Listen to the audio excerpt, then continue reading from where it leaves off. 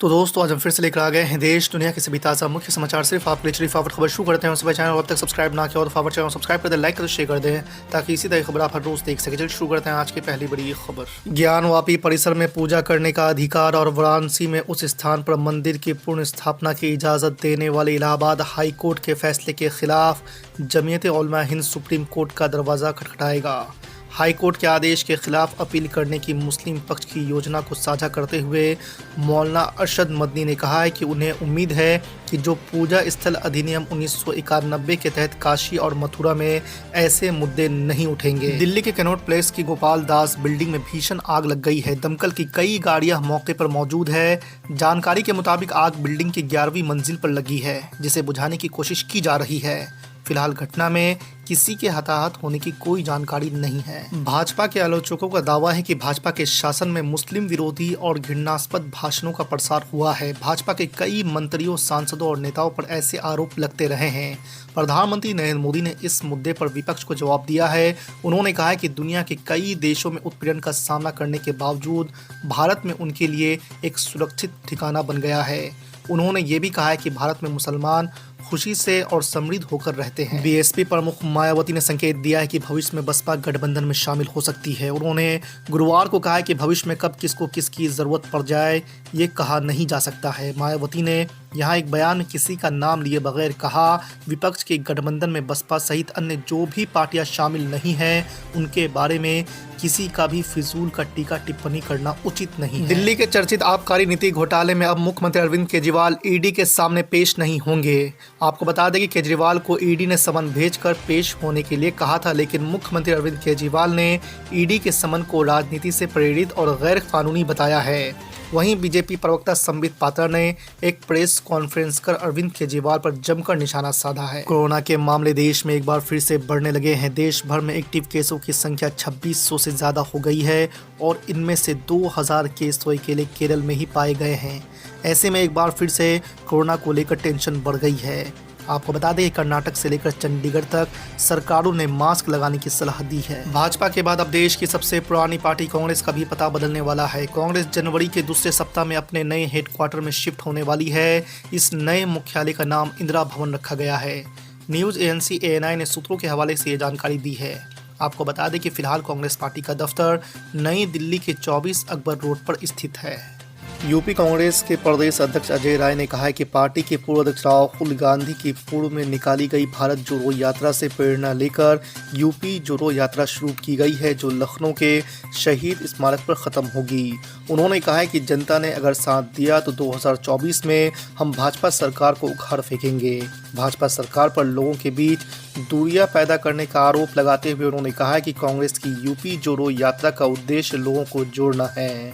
उपनिवेशक युग के आपराधिक कानूनों की जगह लेने वाले 3 महत्वपूर्ण विधेयक लोकसभा में पास हो गए हैं। भारतीय न्याय संहिता 2023, भारतीय नागरिक सुरक्षा संहिता 2023 और भारतीय साक्ष्य विधेयक 2023 सहित 3 बिल लोकसभा से पारित हो गए हैं। केंद्रीय गृह मंत्री अमित शाह द्वारा पेश किए गए बिलों को लोकसभा में ध्वनि मत के साथ पारित किया गया है।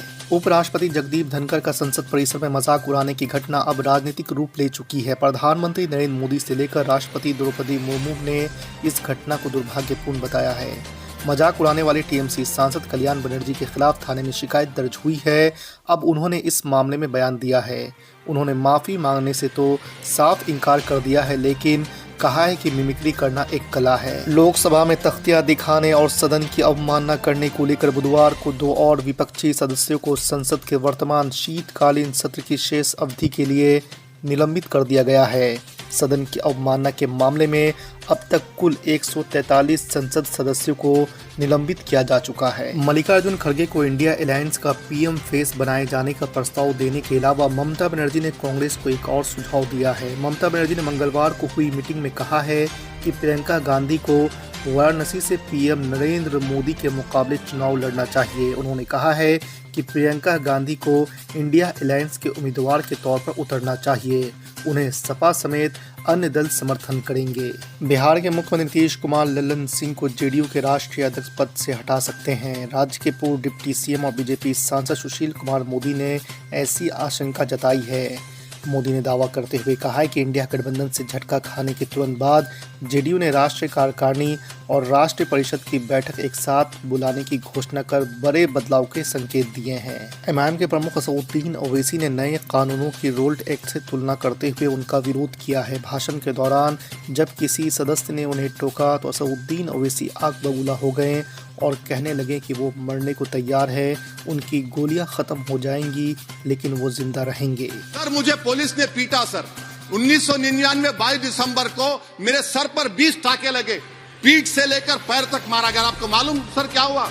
तेलुगु देशम की सरकार थी, उन्होंने उन दोनों पुलिस वालों को जिन्होंने मुझे मारा था उनको आईपीएस कन्फर कर दिया। आईपीएस अरे मैं तैयार हूं मरने के लिए, तुम मारोगे क्या? बोलो कहां मारोगे बताओ? अरे तुम कहां मारोगे? तुम्हारी गोलियां खत्म हो जाएंगी, मैं जिंदा रहूंगा। अरे तुम्हारी गोली डरने वाला बैठो तुम। अरे चप्पन देके बैठो तुम। प्लीज आप बैठ जाइए। टेररिज्म का देखिए सर, आप बैठ जाइए प्लीज। यूएपीए का सर मैं खत्म कर टेररिज्म, उनको रोकिए sir. Okay please sit down. हाँ तुम गोली मार सकते, सस्पेंड नहीं कर सकते और कुछ नहीं कर सकते सर। टेररिज्म का डेफिनेशन में आप देखिए, यूएपीए का सेक्शन 16 क्लॉज 113 में आ गया। यूएपीए का सेक्शन 15 क्लॉज 131 में आ गया। देख लेंगे उसको, देख लेंगे। यूएपीए का आपत्तिजनक अंश निकाल दिए जाएंगे। यूएपीए का क्लॉज 18 113 4 में आ गया। यूएपीए का क्लॉज 18 113 3 में आ गया। यूएपीए का क्लॉज 20 113 5 में आ गया। यूएपीए का सेक्शन 19 113 6 में आ गया। अरे भाई साहब फिर क्या बचा है? आप यूएपीए से, मकोका से, गुजरात कोका से पीएमएलए सब ला लिए। तो स्पीकर सर, मैं अपनी बात को खत्म करने से पहले मैं उम्मीद कर रहा था कि मैंने वजीर दाखिला का एक स्टेटमेंट सुना था अमित शाह साहब का कि जब गुजरात के होम मिनिस्टर थे तो उन पर जुल्म किया गया, उनको दबाया गया।